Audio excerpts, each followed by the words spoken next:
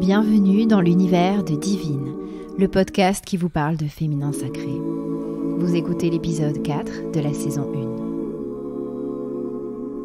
Bonjour à toutes.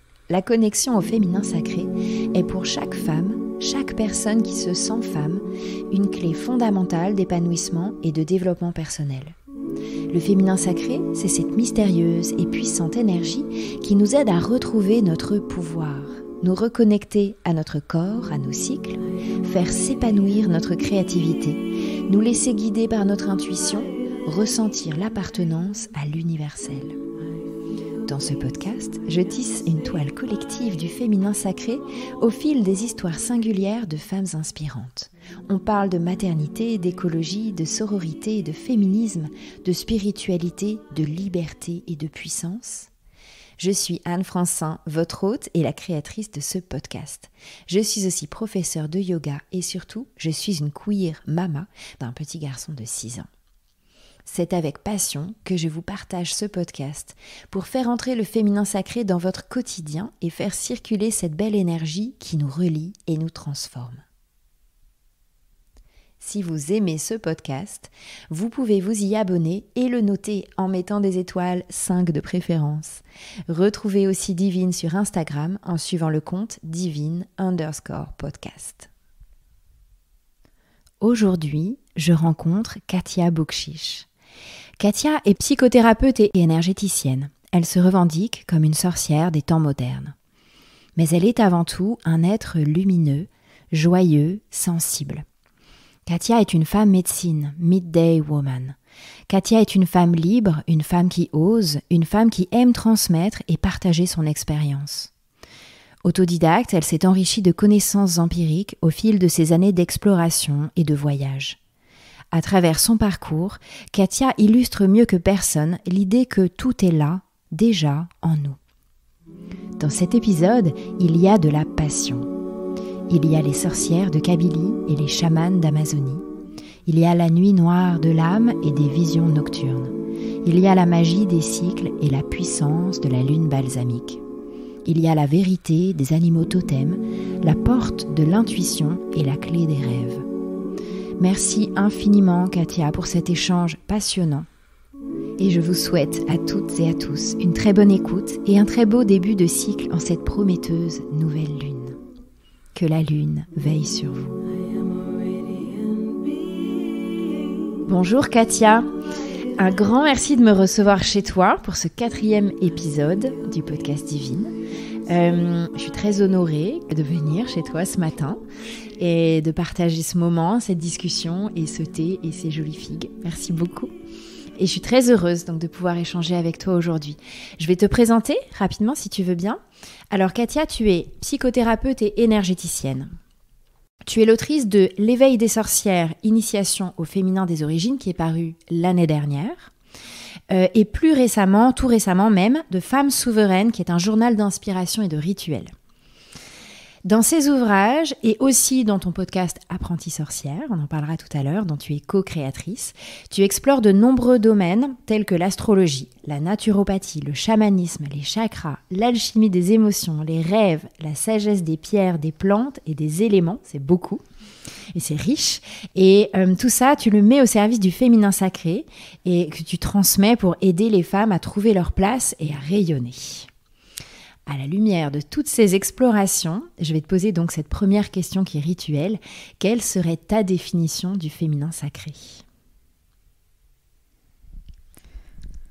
Alors pour moi, le féminin sacré, c'est l'art d'être à l'écoute d'une connaissance très lointaine, d'une connaissance de l'eau, de la terre, de tous les enseignements de ces deux éléments qui sont très féminins et aussi de toute la science du féminin que l'on possède, nous les femmes, particulièrement dans notre bassin.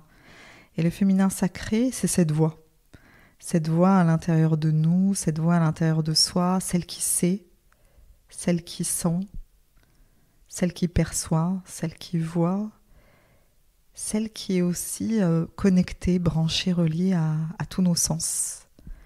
La vue, l'ouïe, le goût, le toucher. Et le féminin sacré, quelque part, c'est cette célébration. cette célébration par nos sens, cette célébration par nos connaissances, cette célébration par nos intuitions, et de dire que tout ça, c'est sacré, c'est profond, c'est précieux, c'est essentiel. C'est beau, merci pour cette belle définition pour commencer. Alors, pour que nos auditeurs et auditrices te connaissent un petit peu mieux, est-ce que tu peux nous raconter ton parcours? Quel est ton background, comme on dit?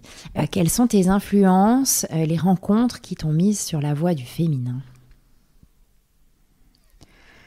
Alors, la voie du féminin, c'est très particulier pour moi parce que finalement, j'ai eu très peu d'influence et de guide au féminin, puisque j'ai beaucoup appris seule, en fait. J'ai beaucoup exploré seule dès l'âge de 15 ans dans ma chambre. Et en même temps, j'ai aussi autour de moi beaucoup de sœurs, parce que je suis née dans une famille de femmes. J'ai 8 sœurs. Donc voilà, je viens d'une famille nombreuse, avec des personnalités très très différentes, et une expression évidemment du féminin assez similaire, quoique en même temps assez singulière aussi. Mais par contre, pour tout ce qui était initiation au féminin sacré, à tous ces arts de la médiumnité, toute cette connaissance née de l'intuition, ça, c'est vraiment une approche, une exploration que j'ai faite par moi-même à travers les livres. Et j'ai eu très peu de guides femmes, si ce n'est une qui m'a initiée au chakra, qui est une femme qui s'appelle Lisiane, qui était déjà très âgée quand je l'ai rencontrée, aujourd'hui qui a plus de 80 ans.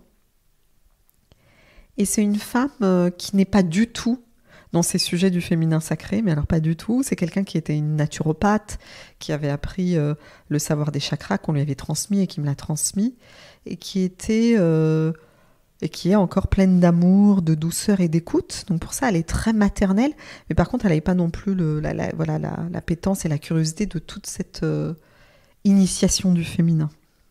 Telle qu'aujourd'hui on l'a définie quelque part. Donc pour moi, c'est plutôt d'abord une quête, de dire qu'est-ce que c'est que le féminin. Donc c'est une quête que j'ai menée grâce à mes expériences personnelles et grâce aussi plutôt au regard d'abord des hommes sur mon propre féminin, comme si le contraste pour moi, à chaque fois, m'avait permis de me révéler. Donc plutôt le contraste avec peut-être avec mes sœurs d'abord, le contraste avec ma mère, le contraste ensuite avec toutes les personnes que j'ai rencontrées, qui ont été des chamans et qui ont été des hommes, et qui étaient, pour être honnête, très envieux en fait de la connexion qu'une femme pouvait avoir avec la nature et les plantes, et très envieux au point de vouloir posséder cette reliance et cette connexion. Et c'est ça qui m'a permis de prendre conscience et de comprendre que j'avais quelque chose qui était sacré, une relation compte tenu du fait d'être une femme à la nature qui était particulière, une compréhension de ce que ça veut dire que d'être la vie, d'incarner la vie à travers mon cycle, d'une compréhension de qu'est-ce que la mort à travers mes menstruations, une compréhension de tout le potentiel de la création, de tous les cycles de la création, parce que je suis une femme. Ensuite, ce qui m'a aussi beaucoup aidée, c'est toutes les femmes que j'ai accompagnées plutôt. Parce que très vite, je me suis lancée il y a quelques années à organiser des cercles de femmes. Je n'avais pas appris à organiser des cercles de femmes, personne ne m'a montré. Mais j'ai organisé des cercles de femmes et j'ai ouvert cet espace de la parole entre femmes.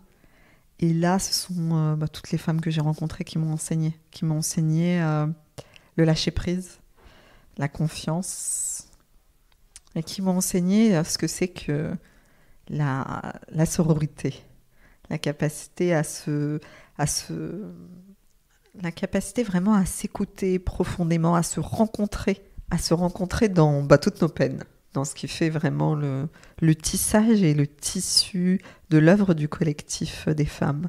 Et c'est vrai que c'est magnifique, ces espaces de cercle de femmes. Pour moi, ça a été une nourriture pendant plusieurs années d'écouter, de recevoir, d'accueillir, d'entendre, de partager et d'observer à quel point pour les femmes c'était facile de se livrer, de se déposer grâce au fait d'être entre nous et sans regard de l'homme et sans regard extérieur. Et c'est comme ça que j'ai appris aussi ce qu'était mon propre féminin, parce que j'ai appris ce que c'était que d'être une femme grâce aux autres femmes, puisque j'avais beaucoup de femmes qui étaient plus âgées que moi et qui confiaient, avant que moi je l'ai vécu, ce que c'est que de vivre en couple, ce que c'est que le déchirement de la rupture, ce que c'est que d'avoir un enfant, ce que c'est que d'être une femme ménopausée, ce que c'est que de perdre quelqu'un qu'on aime, ce que c'est que d'avoir des difficultés à aimer et à être aimé, ce que c'est qu'aussi se sentir perdu, se sentir en chemin, ne pas avoir d'exemple, de modèle. Donc voilà, c'est comme ça que j'ai aussi appris, grâce aux autres femmes, par l'effet miroir, à voir toutes les facettes du féminin, à les déguster, les savourer, les sentir, les toucher, les réunifier aussi en moi. Donc ça, c'est mon expérience. Et puis bien évidemment, au-delà des cercles de femmes, moi j'ai essentiellement travaillé avec les femmes, notamment des femmes qui ont des difficultés avec le désir et le plaisir. Pour moi, c'est un gros sujet que j'adore aussi, c'est le corps de jouissance. Le corps de désir et le corps de jouissance, c'est un sujet que je chéris, parce que pour moi, c'est la beauté d'être la femme, de recevoir, de vibrer, de sentir, de cette finesse de perception, de cette puissance et cette force dans le bassin. Donc voilà, ça fait partie de mes expériences de toucher ce qu'est le féminin sacré. Puis ensuite, j'ai évidemment rencontré des femmes qui m'ont initiée. Des initiations, je dirais, qui m'ont montré peut-être ce que je ne voulais plus être en tant que femme. Et ça aussi, c'était très très important pour moi. J'en ai rencontré une fois de ma propre famille, que j'ai pas revue ensuite, parce qu'elle est décédée. J'ai rencontré ensuite une femme chamane, qui était vraiment dans cette énergie de la force, de la toute-puissance, parfois aussi du pouvoir sur l'autre. Et grâce à elle, j'ai appris aussi ce que je ne voulais plus être, ce que je ne voulais pas être, quelque part comme des garde-fous, ce qui est la différence de l'accueil. Donc c'est très drôle, parce que mes initiations, elles n'ont pas été finalement en mimétisme, mais plutôt souvent par contraste, par différenciation. Et c'est ce qui m'a permis de faire des choix de ce que je ne veux pas, avant de savoir quelque part ce qui j'avais envie d'incarner et d'être. C'est intéressant ça, ouais, cette construction comme ça, en écho en fait, ouais, très intéressant. Alors dans ton livre, puisqu'on parle de sources, dans ton livre tu parles de la Kabylie. Et tu parles de la Kabylie comme l'endroit, j'ai beaucoup aimé ce passage, l'endroit où certaines femmes sont reconnues pour être tellement puissantes qu'on dit qu'elles font tomber la lune sur terre. Tu travailles beaucoup autour des mémoires ancestrales. Est-ce que tu peux nous parler de la place de ta lignée et de la mémoire des ancêtres dans ton propre cheminement ? Quel est l'héritage que tu portes en toi et qui t'a aidé à te construire en tant que femme ? Ça, c'est une très très belle question, parce que ça a été pour moi une quête de plusieurs années de comprendre cette phrase des femmes qui font tomber la lune sur terre. Parce que c'est une phrase qui m'a été donnée par ma mère pour m'expliquer ce que faisait une femme de ma lignée, qui était une sorcière. Et je ne comprenais pas ce qu'elle voulait dire. Et même, je redoutais ce pouvoir, parce que quand ma mère me l'a dit, elle m'a dit, tu sais, dans ce village, dans leur village, elles sont tellement redoutées, leurs femmes, elles sont tellement puissantes, c'est des sorcières tellement fortes, qu'on dit d'elles qu'elles font tomber la lune sur terre. Et pour nous, dans mon contexte familial, il faut se remettre dans l'état d'esprit que c'était plutôt une malédiction, c'est-à-dire que ce sont plutôt des femmes qui vont faire de la magie noire. C'est plutôt des femmes qu'on montre du doigt, qui sont pas bannies parce qu'elles font toujours partie du village, et elles sont connues en tout cas comme des femmes qui ne sont pas recommandables. Et on parle d'elles dans leur dos au sujet de leur pratique. Donc c'est un véritable tabou, la magie en Kabylie, et pourtant, elle est partout. Et j'ai gardé cette phrase dans ma tête, et un jour, j'ai une amie qui m'a offert un livre avant de partir au Pérou, faire une diète de plantes et travailler avec une chamane. Et là-bas, j'ouvre une page de cet ouvrage de Vicky Noble qui dit ces figurines et ces sculptures, ce sont des femmes qui ont la posture des femmes qui font tomber la lune sur Terre. 5 ans plus tard. Donc j'ai mis 5 ans à comprendre que ces femmes de ma lignée, que ces femmes de mes ancêtres, ou ces femmes en tout cas kabyles, d'un autre village que j'ai connu, perpétuent ces traditions d'invocation à la grande déesse mère, qui sont des traditions plurimillénaires, qui sont des traditions en réalité superbes, sublimes, d'un héritage de nos plus grandes beautés et connaissances de nous les femmes, ces connaissances qui sont accordées au cycle de la lune, ces connaissances de la magie, ces connaissances de l'astrologie, ces connaissances autour de notre pouvoir créateur, intérieur et extérieur, ces connaissances aussi autour du pouvoir du verbe et de l'invocation sous la pleine lune.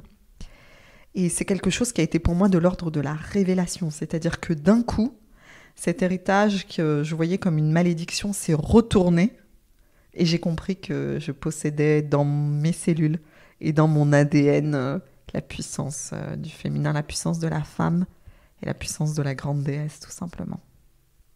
Alors justement, tu parlais de ton voyage au Pérou, enfin d'un de tes voyages au Pérou tout à l'heure. Tu as complété ta formation de façon vraiment empirique auprès de chamans péruviens, tu vas m'en dire un petit peu plus peut-être, et amérindiens avec un chef Dakota. Est-ce que tu peux nous parler de l'influence du chamanisme sur ton travail et de tes différents voyages ? Qu'est-ce que tu es allé chercher et qu'est-ce que tu y as trouvé ? Le chamanisme, ça a été une rencontre pour moi déterminante parce que, enfin, j'ai compris certaines connexions que j'avais depuis très longtemps mais que je ne définissais pas. Alors, c'est la première rencontre chamanique, en réalité, elle a eu dans le désert d'Australie, dans une communauté aborigène où j'ai retrouvé des connexions extraordinaires. Le lien que j'avais aux animaux, ma capacité à les sentir, ma capacité à les appeler, mes rêves prémonitoires. J'avais aussi développé avec cette famille des capacités de télépathie. Je me rendais compte que l'enfant lisait en moi, qu'il exprimait mes pensées. C'était pareil avec le père de famille. Et ça a d'abord été en 2009, ma première expérience chamanique dans une communauté aborigène en Australie.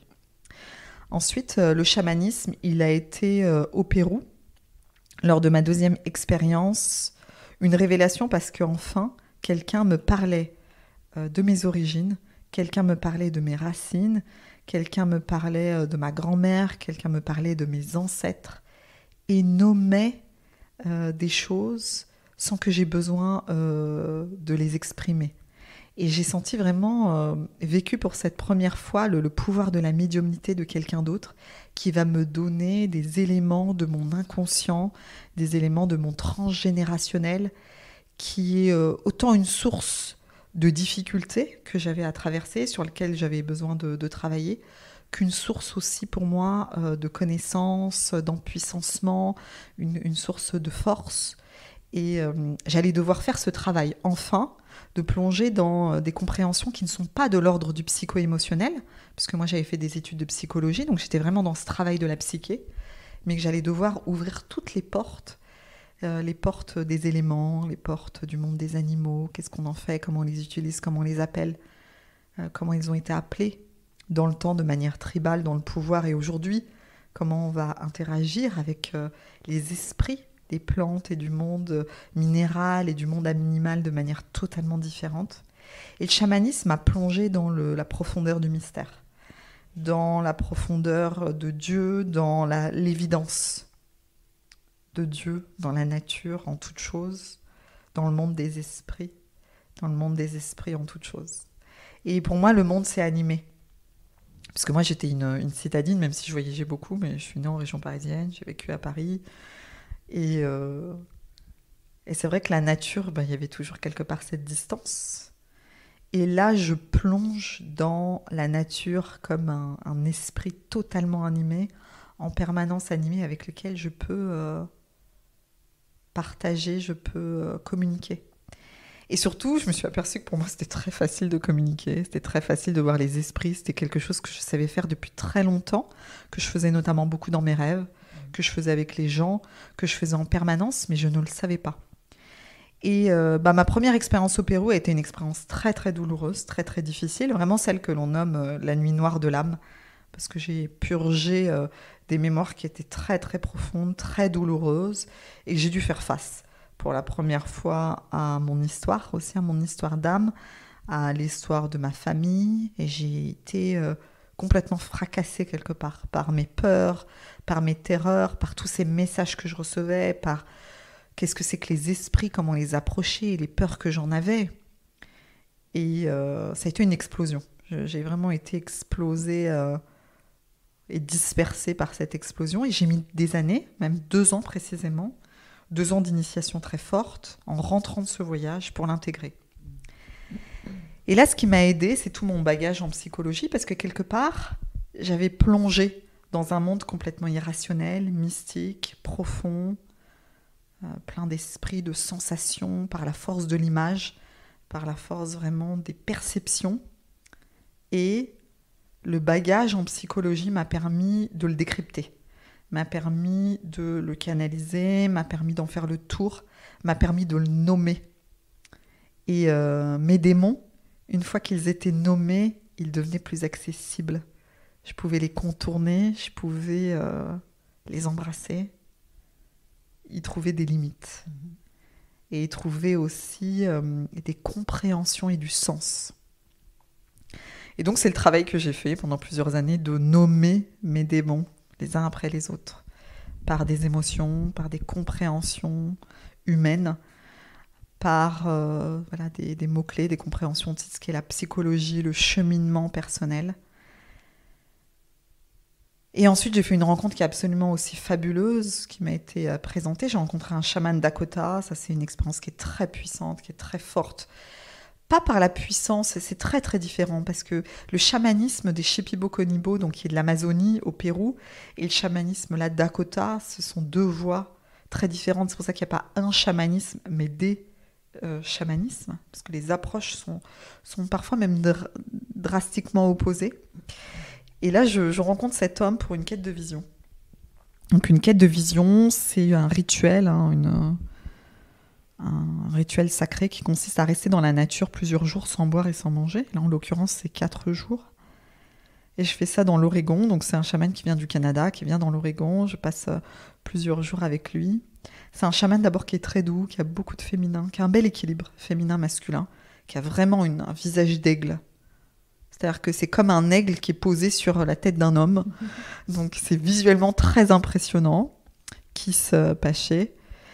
Et je passe donc ces 4 journées et je fais un rêve avant de le rencontrer qui m'a beaucoup marqué, parce qu'on me prépare et on me prévient. On me prévient que c'est un homme qui est très doux, qui est très bienveillant, avec lequel ça va très bien se passer. C'est ce qui s'est passé. Et on me prévient aussi que pour moi, ça va être très simple et très facile. Et c'est exactement ce qui s'est passé. On me dit, tu verras, c'est psychologique. Pendant 4 jours, tu vas pas manger, tu vas pas boire et tu ne ressentiras ni la soif ni la faim. Et c'est exactement ce qui s'est passé. Et je suis partie pendant 4 jours, à tel point que quand on est venu me chercher, j'avais l'impression que j'avais passé 1 jour et demi ou 2. J'ai pas compris, j'étais totalement ailleurs. Et là, ce qui a été très très fort, c'est que ces 4 jours de rituel se finissent par un travail dans la hutte de sudation, qui est très difficile par contre en ce moment-là, parce qu'on est une trentaine, il fait très chaud. Et ça fait plusieurs jours qu'on n'a pas bu. Donc là, c'est un moment qui est difficile, c'est le moment le plus difficile. Et je partage mes visions, qui pour moi sont des visions quotidiennes, qui sont des visions naturelles, des visions que j'ai depuis que je suis adolescente, des visions que j'ai dans la nuit, des esprits. Et pour moi, c'est quelque chose de normal, et j'entends tous les gens dire que c'est exceptionnel de voir autant de choses. Et je me dis, ah, c'est ça en réalité, voir les esprits. Mais pour moi, c'est tellement simple. Et je reçois en plus, donc je suis très honorée, parce que sur une trentaine, on doit être 3 personnes à recevoir un nom d'initié. Et je reçois le nom de Femme Médecine, Midday Woman, qui est un nom qui m'a portée pendant de nombreuses années, et qui me porte, et qui d'un coup me donne aussi une forme de légitimité, qui va me remettre dans un héritage, dans les traditions chamaniques les plus anciennes de notre planète. Et Kiss Maché me dit, je te donne ce nom de femme médecine qui va te porter. Les esprits te connaissent, tu connais les esprits. Et il nomme un rêve que j'ai fait pendant ces 4 jours-là. En fait, il explique le rêve que j'ai fait le plus marquant de ma quête de vision. Et donc, tout s'imbrique. D'un coup, je pars avec ce nom, je pars avec cette force de l'initiation, je pars avec davantage de légitimité, puisqu'à ce moment-là, j'en ai besoin. Et je suis portée. Je prends conscience, je commence à prendre conscience que toutes ces épreuves, toutes ces choses que je ne comprenais pas, toutes ces connexions que je ne nommais pas, tous ces cauchemars aussi que je faisais, toute cette hypersensibilité que je suis, d'un coup, c'est un cadeau et ce sont mes dons. Alors si tu veux bien, je voulais qu'on change un petit peu de sujet et qu'on parle d'un sujet qui t'est cher, bien sûr, qui est le sujet des sorcières. Tu as toi-même co-créé en début d'année un podcast avec la journaliste Julie Détouche et ce podcast s'appelle Apprentie sorcière. L'objectif est d'initier les femmes à leur pouvoir intérieur et aussi de dépoussiérer cette figure de la sorcière qui est centrale dans tout ton travail. C'est une figure libératrice car la sorcière ose. Et je voulais te proposer cette citation de Mona Chollet qui nous dit « Si vous êtes une femme et que vous osez regarder à l'intérieur de vous-même, alors vous êtes une sorcière. » Je voulais savoir ce que t'inspirait cette citation de Mona Chollet. C'est une définition qui est très juste parce que pour moi, justement, la sorcière, elle est l'archétype de ce nouveau pouvoir, cette connaissance nouvelle qui est la connaissance intérieure, ce pouvoir du dedans, cette nouvelle dimension finalement de l'être qu'on a mise de côté parce qu'on a été éduqué sur les bancs de l'école, sur les bancs de la connaissance académique, de ce qui est besoin d'apprendre par l'autre, sur le fait que la connaissance, c'est ce qui va nous être donné de l'extérieur. Ce qu'on va apprendre dans les livres, ce qu'on va apprendre dans la bouche de nos instituteurs, de nos éducateurs. Alors que la sorcière, en effet, c'est celle qui sait. Intrinsèquement, elle est sachante, elle est savante. Et moi, j'ai été éduquée par un homme qui me dit, c'est la science des femmes. Et ça, c'est quelque chose qui est vraiment subversif parce que on a tendance à penser que l'intuition, que la connaissance empirique des plantes, des pierres, la science des rêves, la connaissance des rêves, les émotions, ce sont comme des éléments qu'on sort de derrière les fagots, quelque chose qui n'a pas de substance véritable, qui n'est pas démontrable, qui n'est pas vérifiable. Or, c'est une véritable science. Et la sorcière, elle connaît, elle sait. Elle connaît les cycles du vivant, elle connaît les cycles de la création, elle connaît le pouvoir du cycle de ses menstruations, elle connaît tout le pouvoir du bassin des femmes. Et donc, cette infinie porte vers nos connaissances les plus précieuses, les plus lointaines et tout ce qui en découle aussi des connaissances qui sont des évidences, des connaissances qui sont très pragmatiques et très concrètes, des connaissances qui ont une richesse extraordinaire. Je ne saurais pas comment définir que par ces mots-là d'un fluide et d'un flux de l'évidence. On va plonger un peu plus, justement, dans toutes ces explorations, si tu veux bien. Dans ton livre « L'éveil des sorcières », tu partages donc beaucoup d'explorations. Il est conçu comme un parcours initiatique et il est ponctué de rituels et de nombreux témoignages. Le parcours commence par un très beau point de départ qui est notre lien à la lune. Donc, quand tu disais sorcière, la sorcière qui regarde à l'intérieur d'elle-même, qui prend conscience de ses cycles, de sa nature cyclique, eh bien la lune est un très beau miroir, une très belle inspiration pour les femmes de cette nature cyclique, qui est l'incarnation du féminin sacré. Tu parles aussi de l'imbrication des dimensions physiologiques et psychologiques et de la capacité que nous avons grâce au cycle lunaire de développer notre compréhension des mémoires anciennes et des douleurs et symptômes liés aux menstruations. Donc là, je te cite. Peux-tu m'en dire un petit peu plus à ce sujet ? Je trouve ça en tout cas très intéressant de comprendre que en étudiant la lune et les cycles et nos cycles, on pouvait mieux comprendre nos symptômes, nos douleurs, nos mémoires anciennes. Ça, c'est un sujet qui est très, très, très important, d'autant plus parce qu'aujourd'hui, il y a cette nouvelle maladie aussi qu'on appelle l'endométriose qui est en train de sortir. Il y a beaucoup de femmes qui sont touchées et que j'ai aussi en consultation. C'est parce que la lune, comme l'astrologie, c'est mathématique. Il y a des rythmes qui sont immuables. Il y a une véritable orchestration de la nature. Et ces orchestrations-là, elles scandent un rythme qui est le rythme du vivant, qui est le rythme aussi entre notre action et notre vie intérieure. Or aujourd'hui, comme on s'est éloigné, même si en ce moment on le retrouve et de plus en plus, comme on a eu un espace-temps où on s'est éloigné de cette sagesse des cycles, c'est comme se mettre en maillot de bain en plein hiver tous les jours. On a pris en fait des espèces de contre-rythmes. Et quand on se remet dans cette sagesse de nos cycles et des cycles de la Lune, on s'aperçoit qu'en tant que femme, mais aussi même ça c'est valable pour les hommes, toute l'humanité, puisqu'on a aussi les cycles des saisons, les cycles de la semaine, les jours de la semaine, le cycle simplement de la lumière, entre le moment de l'éveil du soleil et le moment de son coucher, et puis la nuit. C'est aussi un cycle biologique qui est très très important pour nos fonctions les plus diverses, cognitives, de base, et aussi nos fonctions de survie. Et si on ne se cale pas à ces cycles-là, on commence à développer des symptômes et puis des maladies.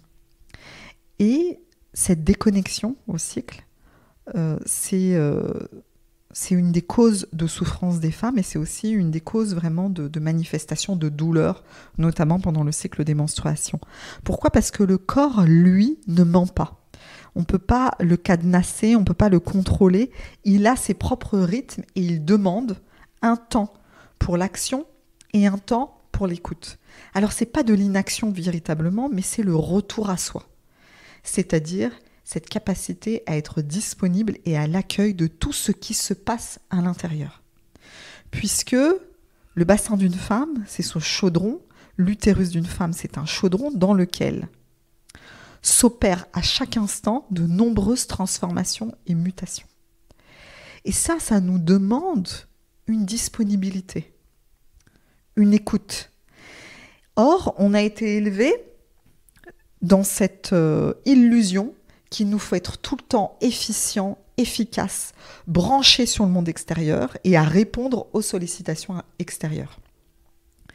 Mais aussi, il est possible, je dis, que certaines d'entre nous aient été éduquées dans un environnement sans règles, sans loi,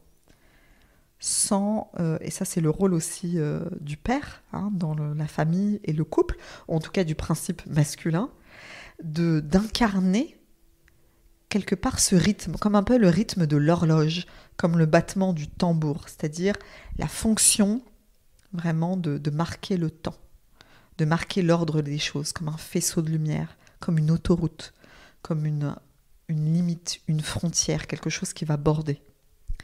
Et ça, c'est absolument essentiel parce que beaucoup de dérèglements hormonaux, beaucoup de dérèglements dans l'utérus sont liés à une des fonctions manquantes, ou bien je ne connais pas mon propre rythme, et là je suis tout le temps dans le chaos, mais tellement dans le chaos qu'en fait il y a tellement de principes féminins, il manque tellement cette nécessité de la loi, de la règle, que ça part dans tous les sens, ça s'épanche dans tous les sens, et je développe des symptômes. Et puis simplement parce que organiquement, physiologiquement, le bassin et l'utérus, c'est aussi un endroit de mémoire de toutes nos lignées, des empreintes de notre mère, de nos grands-mères, de tout ce qu'elles ont pu subir, vivre, les intrusions, la difficulté à s'exprimer, le sacrifice, la terreur de l'autre, la perte d'enfants, ou le manque d'enfants. Voilà, tous ces sujets qui demandent à être soulevés. Et donc, c'est un endroit de souffrance, c'est un endroit de forte puissance, de transformation permanente, et aussi d'empreinte et de mémoire, et de souffrance. Alors, il y a, je crois, une phase lunaire qui est un petit peu moins connue que la pleine lune, la nouvelle lune, les quartiers, et que tu apprécies beaucoup, qui est la lune balsamique. C'est ma chouchou. Alors, la lune balsamique, elle a lieu juste avant la lune noire. Est-ce que tu peux nous dire pourquoi tu apprécies particulièrement cette phase et qu'est-ce qu'elle a de particulier ? Alors ça, c'est une superbe question parce que c'est une question qui est très rare. Personne ne s'intéresse à cette phase, qui est la phase de ma naissance, qui est une phase, rien que d'en parler, qui me donne des frissons dans les jambes, parce que c'est une des phases les plus mystérieuses du cycle lunaire. On passe souvent de la pleine lune, qui fascine, qui est somptueuse, de la nouvelle lune, parce qu'on a compris que maintenant c'est l'élan et que c'est la sève pour passer à l'action. Mais la phase balsamique, c'est l'absence de lune. C'est cette phase durant laquelle la lune disparaît du ciel. Pourtant, elle existe encore, mais on ne la voit plus. Pour nous, elle est inexistante. Et ça, c'est la phase la plus magique dans le sens où elle nous propulse dans un trou noir. Et pour moi, le féminin, c'est le trou noir. C'est la matière à l'origine de toutes les formes. À l'origine était le son, à l'origine était la forme, et c'est le point de jonction entre tous les cycles, entre le nouveau cycle qui n'a pas encore pris son envol et la fin du cycle qui vient de s'abîmer. Donc on est à ce point de jonction entre tous les cycles, dans le vide de tous les possibles, dans l'informe. Et dans la phase la plus prophétique et la plus sage, où on s'abandonne à ce qui est, dans l'immanence, l'impermanence. Alors parmi les outils que tu proposes et que tu utilises, la place de l'intuition est primordiale. Tu nous dis que l'intuition est, et je te cite une fois encore, le nectar de la femme, la sève de son arbre de connaissance. Alors comment accéder à notre intuition ? Alors justement, c'est ce qu'on disait déjà, ça commence par cette conscience et cette conviction que je suis née avec ce que je dois savoir du monde. C'est-à-dire que la connaissance, c'est intrinsèque. On est avec des connaissances qui nous sont personnelles. Et ça nous demande de nous écouter, c'est-à-dire de nous mettre en disponibilité, en réceptivité de nos ressentis. L'intuition, elle passe par les ressentis. Mais qu'est-ce qu'il y a derrière les ressentis ? Avant d'accéder aux ressentis, on a les émotions. Donc qu'est-ce qui empêche souvent les gens de connecter à leur intuition ? C'est les émotions refoulées ou les émotions déniées. Donc tous nos dénis émotionnels qui en réalité s'impriment dans notre corps comme des bulles d'eau. Ça passe d'abord par ce travail d'écouter toutes nos émotions au quotidien, ce qui nous traverse. Il n'y a aucune émotion qui soit moins noble qu'une autre. Et l'hypersensibilité ou l'émotivité ou le côté éponge, c'est une bénédiction.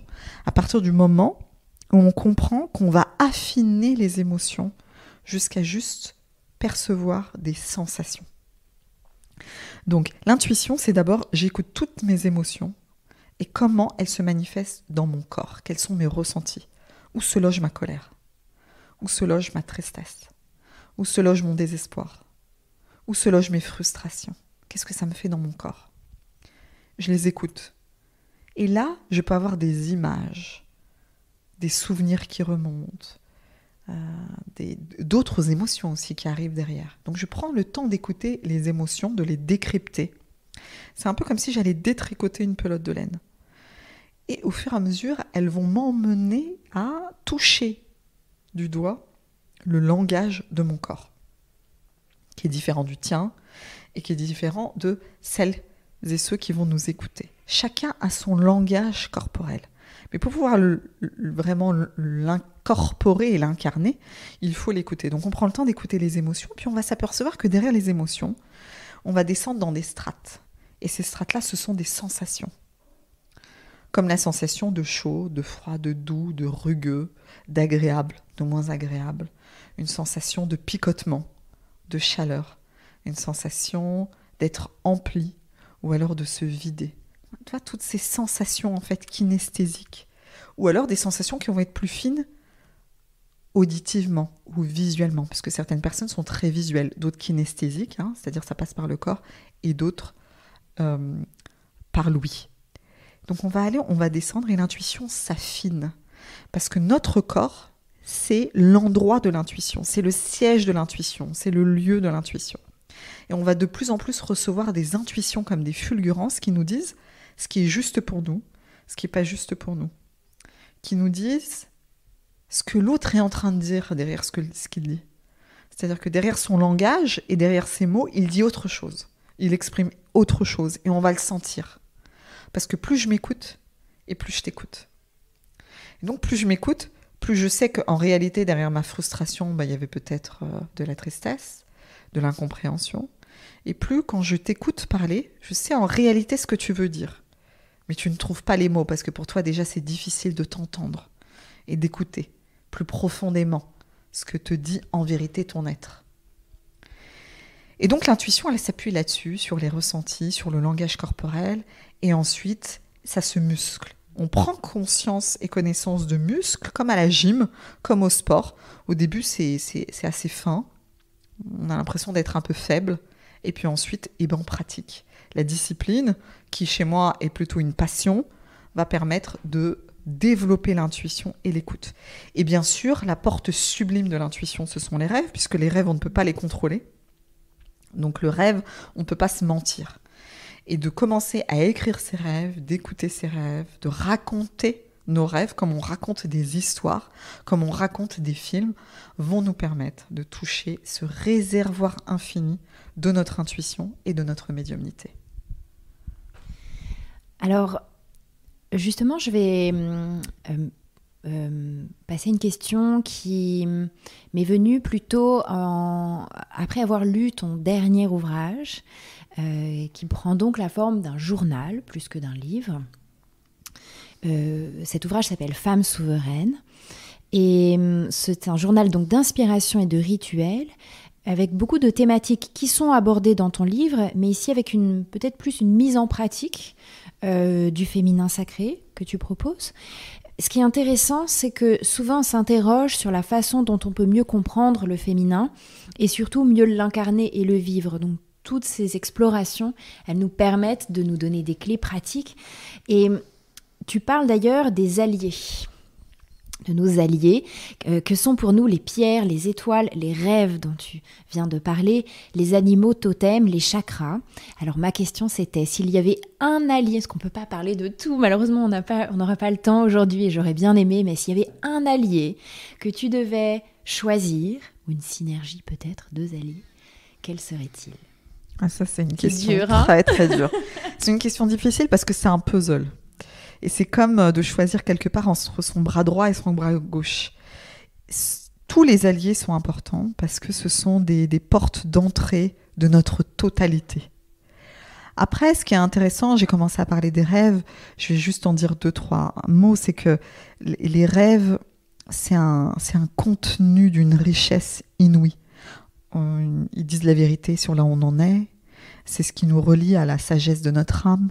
Ce sont des messages qui nous sont donnés toutes les nuits. C'est un langage de notre inconscient. C'est absolument fabuleux. Les rêves ne mentent pas. Ils nous disent toujours où nous en sommes, à quel moment, pour pas nous mentir dans la vie quotidienne, nous dire ça c'est quelque chose que j'ai déjà réglé. Je vais bien. Si dans mes rêves je hurle la nuit et que j'ai un cauchemar, c'est qu'il y a quelque chose qui ne va pas. Il y a une détresse qui demande à être entendue, par exemple. Donc les rêves, ce sont vraiment des films qui nous sont donnés par notre âme pour nous délivrer des messages et des clés. Maintenant, l'animal totem, c'est fabuleux aussi parce que c'est toute la puissance de l'instinct. Ça, c'est une vérité de notre corps animal. L'animal, lui, il a besoin de survivre. Et notre animal totem, il est là avec toute sa médecine pour nous permettre de survivre et nous donner du flair. Il va nous donner du nez. Il va nous permettre de voir, d'entendre, de sentir, de savoir où aller, d'être guidé. Vraiment dans les entrailles de savoir ce qui est bon pour nous, qu'est-ce qu'on va manger, qu'est-ce qu'on aime. Donc ça veut dire qu'il va éloigner de nous toutes les autres vérités. Parce qu'un aigle ne mange pas comme une taupe, qui ne mange pas comme une tortue, qui ne vit pas comme une souris, qui ne vit pas comme un cheval. On n'a pas les mêmes besoins et on n'a pas le même désir. Et l'animal totem, il est dans la vérité de notre désir, il est dans la vérité de notre instinct, il est dans la vérité de notre environnement. Quel environnement est bon pour nous ? Quel environnement nous est favorable ? Quelles activités nous sont favorables ? Quelles actions nous sont profitables ? Tout ça, c'est énorme. On pourrait le développer pendant des heures. Juste, c'est un sujet qui demanderait des heures de développement. Parce que si on est plus proche d'un félin, c'est pas la même chose qu'un animal aquatique. Ça va pas être la même chose qu'une baleine. C'est pas non plus la même énergie qu'un éléphant. L'éléphant va vraiment être dans l'animal qui prend son temps, qui a une grande sagesse, qui est dans la connaissance. Le félin, lui, il a besoin d'action, il va avoir besoin de faire du sport, il a besoin de foncer, il a aussi une sensualité exceptionnelle. L'aigle, lui, il va avoir besoin de se détacher, d'énormément de liberté, il va voir les choses de haut. Il ne faut pas du tout lui demander le travail de la souris ou de la fourmi. Il n'a pas du tout les mêmes dons. On ne va pas du tout le mettre à la même place dans une entreprise. Un leader, comme pourrait l'être, qu'est-ce que je pourrais citer en leader, un lion, on ne va pas lui demander de faire le travail de la taupe, qui va, elle, travailler en souterrain, qui va faire un travail profond. Donc, tu t'imagines bien vraiment de la différence de l'animal. Donc d'abord, l'animal, c'est connecté à son animal. Et c'est vrai que Femme souveraine, c'est un journal qui a été créé pour sortir de la connaissance que j'avais déjà livrée dans l'éveil des sorcières, de la connaissance vraiment de tout le pouvoir et le savoir des sorcières, de la femme intuitive, de toute cette richesse-là, pour dire maintenant je passe à l'action. Maintenant je pose dans la matière et je connecte vraiment à mon animal totem, je note véritablement mes rêves, je fais mes rituels, je vois, je les écris, pour passer à cette connaissance empirique et à cette mise en acte. Et dans ce dernier ouvrage, tu proposes aussi aux femmes de transmettre elles-mêmes leur puissance à la fin de l'ouvrage, que j'ai trouvé très chouette. À mon sens, c'est un point clé aussi dont on parle beaucoup dans ce podcast, la sororité et la capacité que nous avons à nous porter les unes les autres. Moi, je dirais qu'on est déjà en fait tous des miroirs les uns des autres et qu'on se révèle les unes les autres. C'est-à-dire qu'on est tous et toutes, puisque ça concerne aussi les rapports avec pas uniquement les sœurs, mais aussi les frères. On est tous des révélateurs, des facettes, comme si l'univers était une mosaïque et on est tous une pièce. Et chacun et chacune va nous montrer une dimension de nous, puisqu'on contient l'univers dans son ensemble. Et ça, c'est quelque chose que j'ai adoré faire en cercle de femmes et en stage avec les femmes. C'est ces moments de face à face. On se regarde dans les yeux. Et on n'a pas besoin de se connaître pour se dire ce qui nous inspire chez l'autre. Parce qu'on est toutes et tous des sources d'inspiration. Et pour moi, c'est la beauté de l'effet miroir.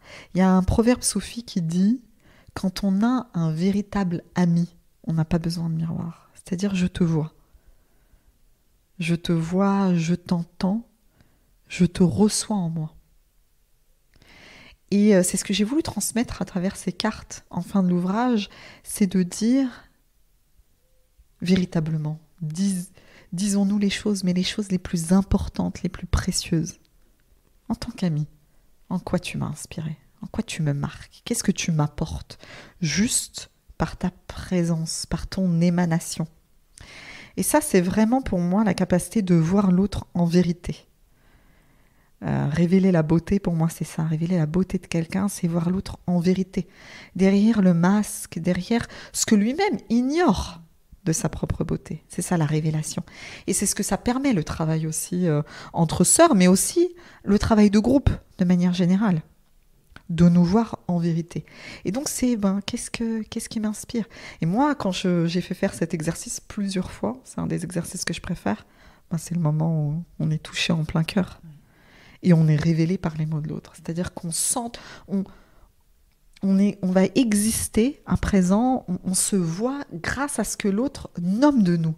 Mais pour nous, c'est tellement évident qu'on ne le voit pas. Et ça, c'est fabuleux. Parce qu'on ne se voit pas. C'est ça le travail sur soi et la connaissance de soi. C'est comme si on déroulait le tapis intérieur vers l'extérieur. On ne voit pas nos motifs, on ne voit pas nos couleurs, on ne voit pas notre matière, on ne sait pas de quelle matière notre tapis est fait. Est-ce que c'est de la laine? Est-ce que c'est de la soie? Est-ce que c'est du coton? Est-ce qu'on a des fleurs? Est-ce qu'on a des mots? On ne les voit pas. Et donc les autres, grâce à ce travail de révélation, vont dérouler nos tapis, vont dire « Mais tu sais, grâce à toi, je vois ça, j'entends ça. » Et on dit « Ah bon? Je te permets ça. C'est extraordinaire. » Et c'est ça pour moi, ce que j'avais envie de transmettre, c'est cette carte où on dit à nos amis, nos sœurs, nos collègues, tu m'inspires ça. Quand je te vois, tu me donnes telle qualité, tu la transmets et tu t'en rends même pas compte. Chez toi, c'est naturel, c'est ce que tu es en vérité. Alors, une autre question qui est rituelle dans ce podcast, c'est celle justement du rituel. Est-ce que, alors, dans ton livre et puis le journal Femmes souveraines, tu proposes de nombreux rituels. Mais est-ce que tu peux nous dire quel est ton rituel favori et en tout cas celui qui t'aide le mieux à te connecter avec ton féminin? Alors, ça, ce sont juste des rituels de beauté. Donc, ce ne sont pas des rituels, c'est la vérité. Hein. Et d'ailleurs, c'est très important ce sujet parce que pour moi, les rituels de beauté, de prendre soin de mon corps, c'est ce qui me permet de me connecter, véritablement. Et toute la beauté. Les cheveux. Moi, par exemple, de me coiffer ou de me faire coiffer.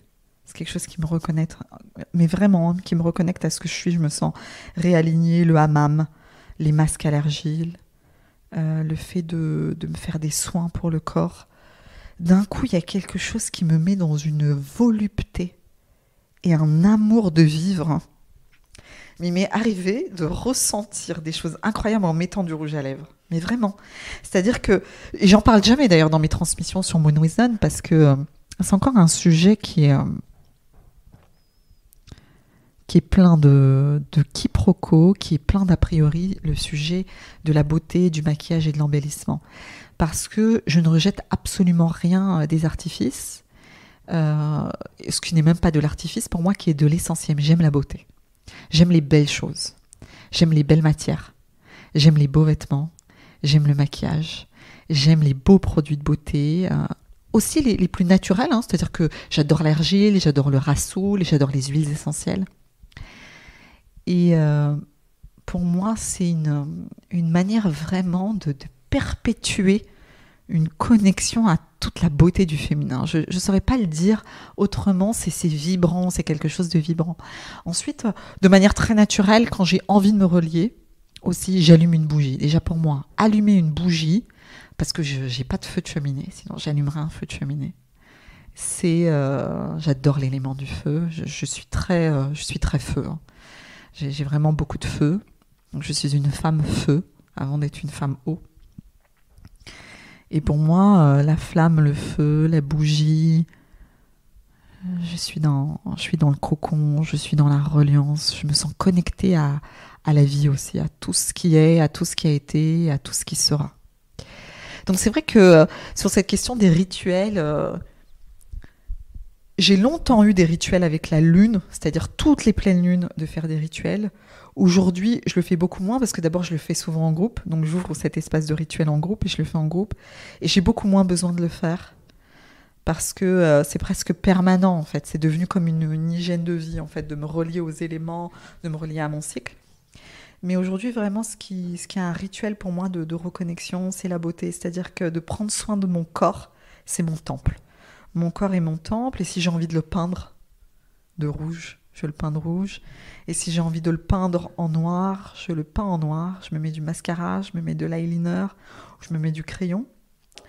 Si j'ai envie de m'enduire d'huile, j'adore m'enduire d'huile.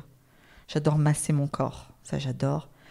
Et du coup, c'est un temple de jouissance. Si j'ai envie aussi de toucher mon corps, pour moi c'est un rituel qui est quotidien, c'est naturel. Katia, on arrive bientôt à la fin de notre échange. Comme on est dans un moment un petit peu particulier en ce moment quand même, avec ce deuxième confinement là, qui nous tombe dessus, cette pandémie dont on a du mal à voir le bout, Cette période est donc inédite, très instable en fait, et nous met à l'épreuve. Comment tu as traversé ces derniers mois? Qu'est-ce qui t'a le plus aidé? Et comment tu abordes les mois à venir? Alors, c'est important de dire que comme toute humaine, j'ai eu beaucoup d'angoisse aussi et d'anxiété, notamment pour mes proches. Bon, je pense à mes parents au tout départ. Donc ça, c'est très important parce que j'ai vécu des moments très difficiles pour ça. Et aussi simplement l'anxiété quotidienne pour les autres. Et puis la compassion aussi pour tout ce qui a été difficile aussi ces mois derniers, pour tout ce qu'on a vu et ce qu'on a traversé. Et je pense que c'est important de le dire parce que souvent on pense et les gens nous disent « Mais vous ou toi, tu as de la chance. Voilà, j'ai le sentiment que tu es un peu au-dessus de tout ça, que tu t'es pas touché. » Ben si, tous les jours, constamment. Ce qui, moi, m'aide, c'est la passion. La passion, c'est ce qui m'anime. C'est pour ça que je disais je suis très feu. C'est cette flamme, en fait, de partager la passion des mots, la passion de la transmission, la passion de la transmission, la passion des mots, la passion des rituels, la passion d'ouvrir des espaces, la passion du voyage, la passion aussi, la curiosité de l'autre, de tout ce qui nous rassemble. Et évidemment, ce qui m'aide aussi, alors là, c'est aussi très physique, concret, c'est toutes les activités du corps. Alors ça, c'est vraiment pour moi essentiel. Le temps de respiration. Je pratique pas la méditation véritablement parce que c'est pareil, pour moi, c'est devenu organique en fait. Je fais des respirations très souvent, le matin, quand je fais des consultations, le soir avant de dormir. Ça va être plutôt le yoga, le sport, la danse, même mettre 3 musiques chez moi et danser. Donc moi, je suis adepte, je me mets devant le miroir, je mets 3-4 musiques. Finalement, ça finit par 10 musiques. Et puis, je danse. Si j'ai envie de danser lentement, si j'ai envie de me déhancher, de me défouler, ça c'est vraiment transpirer, je me fais transpirer, je m'agite. J'imagine que je suis sur scène et qu'on me regarde et je fais ma Beyoncé et j'adore en fait, ça me fait vraiment triper et ça me fait un bien fou. Et du coup, après, je respire différemment puisque je me suis défoulée. Et ensuite, toute ma passion, tout ce que j'aime faire, je suis tellement occupée en fait et maintenue par ce fil conducteur. Je sais que je fais ma part du colibri. Je sais que je partage. Je sais que du coup, je réchauffe le monde aussi grâce à ça. C'est une manière de réchauffer le monde grâce à ça. C'est ma marmite, c'est mon bouillon, c'est ma contribution. Et ça me fait du bien. Parce que je sais que grâce à ça aussi, les choses avancent et que chacun, en reconnectant à son pouvoir intérieur, reconnecte à sa destinée. Et qu'en reconnectant à notre destinée, on prend notre place et que le reste, l'environnement nous touche moins. Et on fait avec. Et on construit demain quelque part. Donc voilà, c'est mes outils, ma besace. Est-ce que tu peux nous partager tes actualités, les projets qui vont bientôt voir le jour ?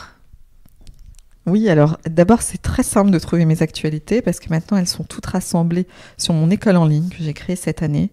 Donc, mon école de magie, quelque part, ou d'initiation. J'aime le dire que c'est une école initiatique à la magie, au cycle lunaire, au tarot, aux chakras, qui sont une science extraordinaire qui rassemble dans ma formation aussi bien tous mes outils, toutes mes connaissances en psychologie, en décryptage psycho-émotionnel, qu'aussi en initiation à nos centres d'énergie que sont les chakras. Donc c'est vraiment une guérison holistique. Donc je prends tous les aspects de l'humain, je partage toutes mes clés. Je partage vraiment 15 ans d'enseignement, d'utilisation des huiles. Il y a aussi des reprogrammations cellulaires, les pierres. Donc c'est une formation très très complète. Et puis j'organise aussi des cercles de partage, des rituels collectifs 2 fois par mois, généralement à la nouvelle lune et à la pleine lune. Et puis, alors là, il y a un appel que je ferai, qui est un appel du cœur, qui est simplement pour les femmes qui se sentent appelées, non pas à 100%, mais à 1000%, donc qui n'ont aucun doute. Là-dessus, je vais lancer un travail à partir de janvier 2001 avec des femmes qui portent en elles des codes quelque part et des enseignements de prophétesses et de visionnaires. Donc des femmes qui sont touchées justement par cette lune balsamique, par cette lune des prophétesses, qui ont de l'intuition, qui ont le sentiment, qui vibrent dès qu'elles entendent le mot intuition, oracle, visionnaire et prophétesse. Voilà, je vais délivrer un enseignement pour un très petit groupe. À partir du mois de janvier, donc 8 ou 9 rendez-vous dans l'année, pour transmettre vraiment toutes mes connaissances de sorcière. Donc, toutes celles qui sont appelées peuvent me contacter. C'est la nouvelle aventure de 2021. Merveilleux. Est-ce que tu peux nous dire quel message tu voudrais transmettre aux femmes divines qui nous écoutent ? Qu'il y a un temps pour chaque chose. Qu'il y a un temps pour ne pas savoir qui l'on est. Et qu'il y a un temps pour la révélation. C'est beau. Merci de terminer de façon si belle et si précise en tout cas. Merci beaucoup Katia de m'avoir accueillie aujourd'hui chez toi pour cette discussion partagée. Et puis je te souhaite beaucoup de belles choses pour les mois à venir avec ton école et tous tes beaux projets. Merci beaucoup. Merci beaucoup à toi Anne pour ce moment, très beau moment de partage et de rencontre.